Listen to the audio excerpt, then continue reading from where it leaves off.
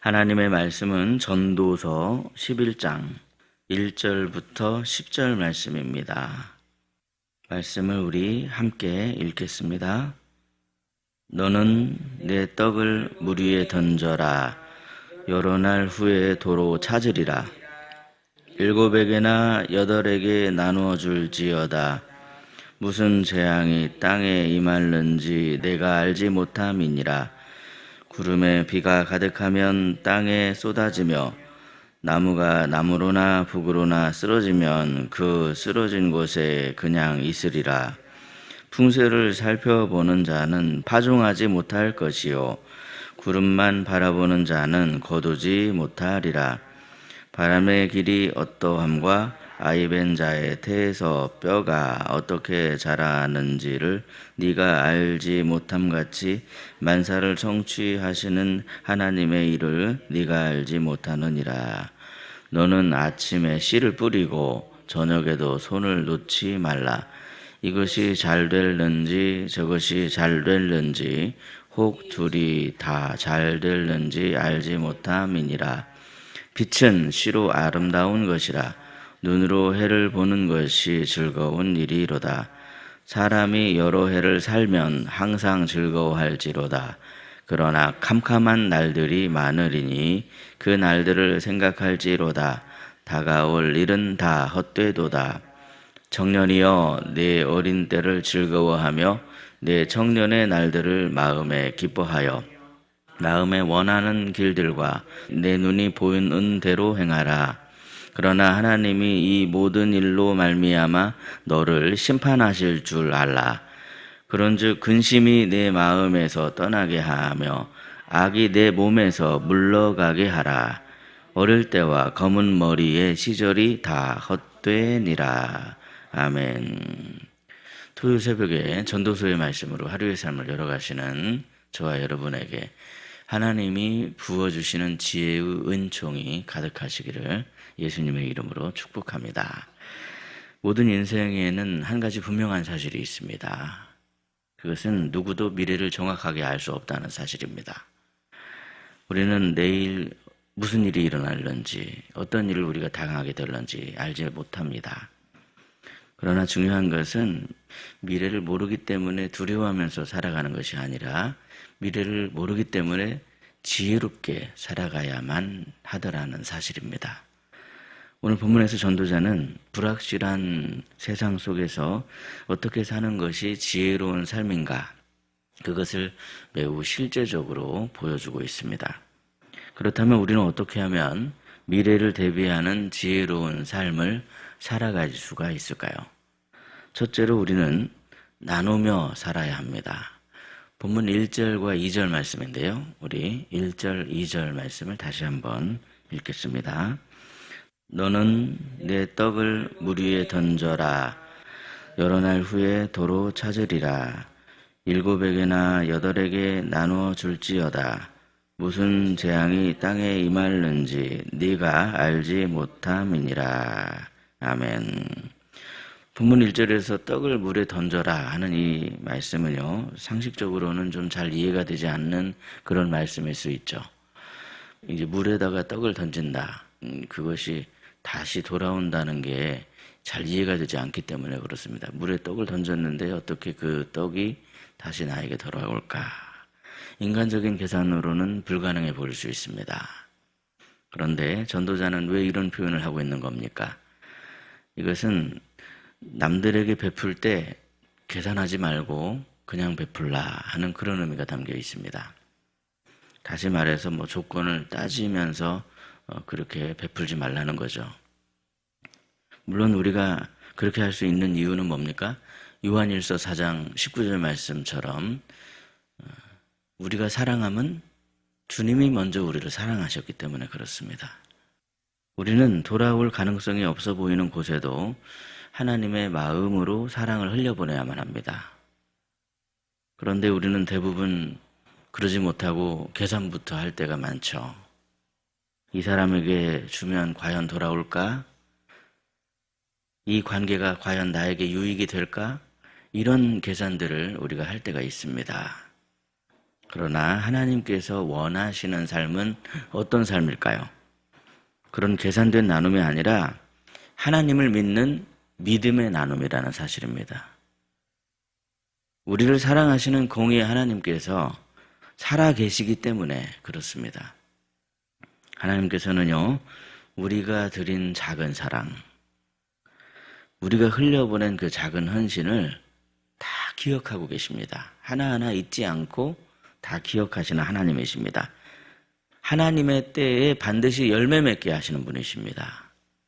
갈라디아서의 말씀에 선을 행하되 낙심하지 말지니 때가 이름에 거두리라 이렇게 말씀합니다. 포기하지 말라는 거죠. 선을 행하는 데 있어서 낙심하거나 포기하면 안 된다. 주님의 마음으로 축복을 흘려보내시고 주님의 마음으로 나눔을 실천하심으로 말미암아 하나님의 때에 반드시 거두게 하시는 그러한 축복이 있으시기를 예수님의 이름으로 축복합니다. 그러니까 영원한 열매가 있는 하나님의 나라에서 그 열매들은 반드시 거두게 하십니다. 만약에 우리가 이 땅에서 못 거두게 된다면 반드시 우리 하나님은 하나님의 때에 거두게 하신다. 그것을 우리가 기억해야 하죠. 둘째로 우리는 하나님의 때를 믿으며 성실하게 씨를 뿌리는 그러한 삶을 살아가야만 합니다. 본문 4절 말씀인데요. 우리 4절 말씀 함께 읽겠습니다. 시작. 풍세를 살펴보는 자는 파종하지 못할 것이요 구름만 바라보는 자는 거두지 못하리라. 아멘. 예, 이 본문의 말씀은 매우 현실적인 말씀입니다. 세상의 바람, 세상의 상황 이런 것만 계속 쳐다보고 있으면 씨를 뿌릴 수가 없습니다. 끊임없이 변하는 구름만 쳐다보고 있으면 추수할 수가 없습니다. 왜냐하면 우리가 원하는 완벽한 타이밍이라고 하는 것은 결코 오지 않기 때문에 그렇습니다. 다 하나님께 맡겨야 되는 겁니다. 그럼에도 많은 사람들이 이렇게 말합니다. 조금만 더 상황이 좋아지면 시작하겠습니다. 조금 더 준비되면 그때 가서 도전하겠습니다. 그런 말들을 참 많이 하죠. 그런데 우리가 생각하는 그러한 타이밍은 평생 오지 않을 수도 있습니다. 그래서 전도자는 그렇게 살다가는 아무것도 하지 못할 거다. 그렇게 단언하고 있습니다. 본문 6절을 보십시오. 너는 아침에 씨를 뿌리고 저녁에도 손을 놓지 말라. 이것이 잘 될런지 저것이 잘 될런지 혹 둘이 다 잘 될런지 알지 못함이니라 그랬습니다. 하나님의 때를 바라는 믿음의 삶을 살아야 한다는 거죠. 결과를 다 알기 때문에 우리가 움직이는 게 아닙니다.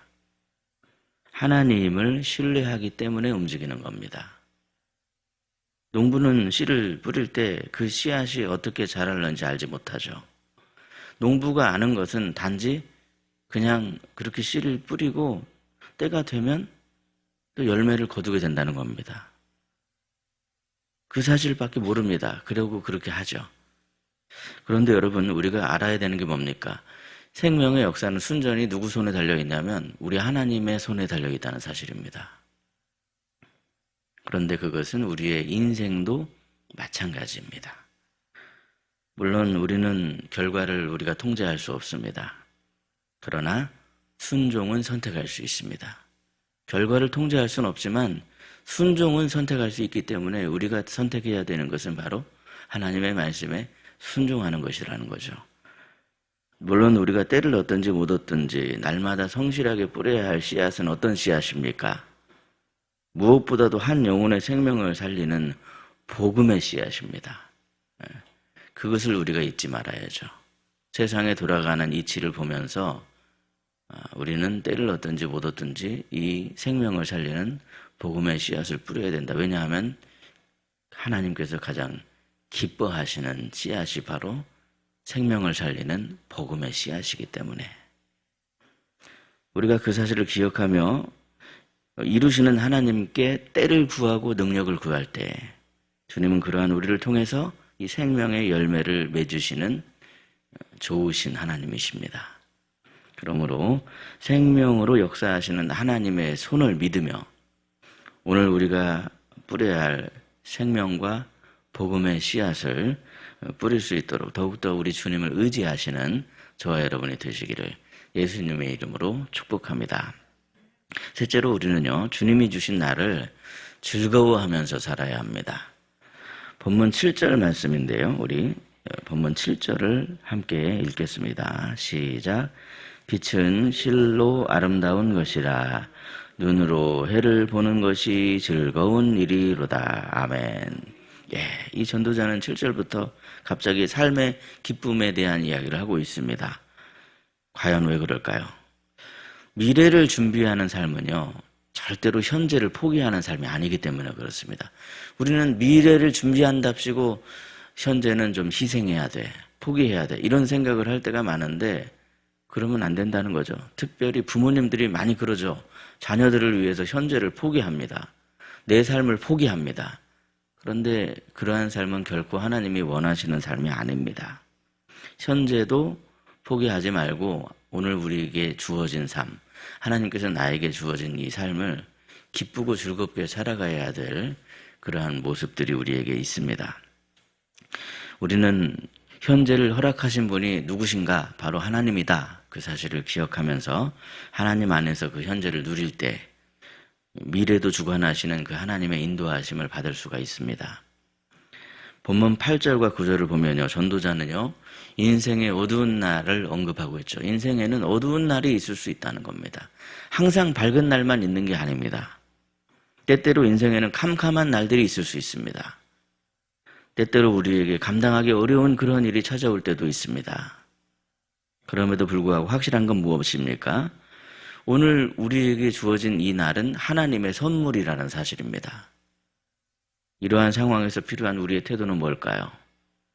데살로니가전서 5장 16절 이하의 말씀을 보면 우리에게 필요한 믿음의 태도가 무엇인가? 그것을 말씀하죠. 항상 기뻐하라, 쉬지 말고 기도하라, 범사에 감사하라, 그렇게 말씀합니다. 이것이 그리스도 예수 안에 있는 우리의 믿음의 태도입니다. 그런데 본문 9절을 보면요, 세상을 즐겁게 살아가야 할 우리에게 중요한 균형이 필요하다는 사실을 말씀하고 있는 걸 보게 되죠. 어떤 균형입니까? 끝에 심판이 있다 하는 균형입니다. 마지막에 가서는 하나님의 심판이 있습니다. 그러므로 우리에게 주어진 삶을 즐겁게 살되 항상 하나님을 잊지 말고 기억하며 살아야 한다라고 말씀하고 있습니다. 우리에게 허락하신 자유를 누리되 하나님 앞에서 책임 있는 그러한 삶을 살아야만 하더라는 거죠. 참된 기쁨은 과연 어디서 오는 걸까요? 성경은 하나님을 떠난 세상적인 즐거움은 공허함으로 끝날 수밖에 없다, 그렇게 말씀을 합니다. 그러나 하나님 안에서 누리는 기쁨은 오히려 우리의 영혼을 다시 회복시킨다, 그렇게 말씀합니다. 본문 10절의 말씀처럼 지금도 근심은 우리를 막 흔들어댑니다. 우리를 막 무너뜨리려고 합니다. 죄악은 지금도 우리를 망하게 만들려고 쫓아다닙니다. 그래서 우리가 진정으로 기쁨을 누리기 위해서는 어떻게 해야 됩니까? 우리는 반드시 죄악을 멀리하고 기쁨의 근원이신 하나님을 가까이 해야만 합니다. 하나님께서는 우리가 죄악을 멀리하고 하나님을 가까이 할 수 있도록 우리에게 독생자 예수 그리스도를 보내주셨습니다. 그러므로 여러분, 오늘도 십자가의 보혈로 우리의 그 모든 이 마음과 죄와 허물을 주님은 깨끗하게 하시기를 원하시는 분이십니다. 우리가 왜 십자가를 바라봐야 되고 왜 더 주님 앞으로 가까이 가야 되는가? 주님이 그것을 원하시고 기뻐하시기 때문에 우리를 깨끗하게 하시기를 원하시고, 그래서 우리의 마음과 생각을 지켜주셔서 예수 그리스도를 통해서 하나님 아버지께로 더 가까이 가기를 원하기 때문에 그렇습니다. 그 사실을 기억하며 날마다 말씀을 통해 십자가를 붙잡고 하나님께로 더 가까이 나아감으로 주님이 우리에게 허락하신 기쁨의 삶을 살아가시는 저와 여러분이 되시기를 예수님의 이름으로 축복합니다. 기도하겠습니다. 오늘도 우리에게 새날을 허락해 주시고 우리를 말씀 앞으로 불러주신 은혜의 하나님 아버지, 우리가 미래를 알지 못하는 참 연약한 인생이지만 모든 것을 아시고 인도하시는 주님을 바라볼 수 있게 하여 주시니 참으로 감사합니다. 오늘 주신 말씀처럼 하나님을 믿는 믿음으로 계산적이지 않게 하여 주시고 주님이 기뻐하시는 나눔을 실천하는 삶을 살 수 있게 하여 주시옵소서.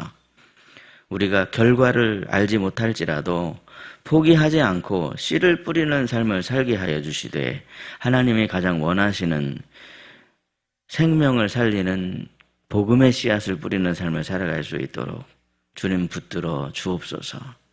주님이 주신 오늘을 우리가 기쁨으로 살아가는 믿음의 자녀가 될 수 있도록 우리의 마음과 생각을 붙잡아 주시옵소서. 우리 희락교회 성도들의 가정을 주님 앞에 올려드립니다.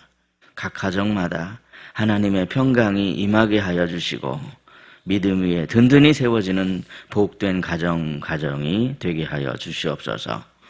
우리 사랑하는 자녀들을 위해서 기도합니다. 주님, 앞길을 열어주시되 무엇보다도 만남의 축복을 더하여 주시옵소서.